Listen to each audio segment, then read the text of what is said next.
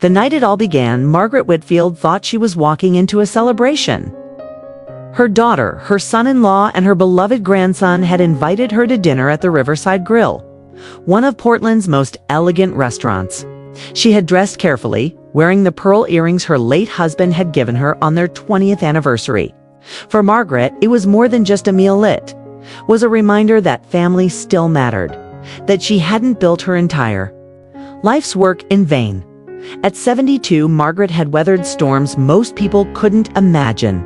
She had built a modest real estate business from the ground up, survived the sudden death of her husband, and raised her only daughter, Claire, with the kind of devotion that left little room for herself.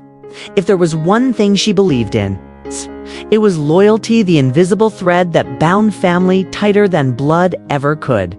That evening, she stepped through the restaurant's glass doors. Margaret believed she was walking into a moment of renewal. The past few years had been strained whispers of disagreements over money, uneasy conversations about inheritance, her daughter's growing dependence on her ambitious husband, Daniel. But Margaret clung to hope. Families fractured, yes, but they could heal. She didn't know then that within hours her trust would be shattered, her very safety threatened, and the person she least expected would become her only defender. What began as a quiet dinner would unravel into betrayal so sharp it cut through decades of sacrifice. And in the middle of it all stood her grandson, Ethan. The young man she loved most in the world. Margaret had always worried Ethan was drifting too close to his parents' shadow, perhaps even conspiring with them. But that night, when the mask of love finally slipped away, the truth stunned her.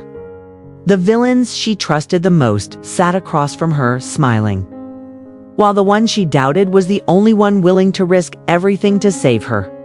The Riverside Grill shimmered that night, its golden chandeliers reflecting off polished marble floors.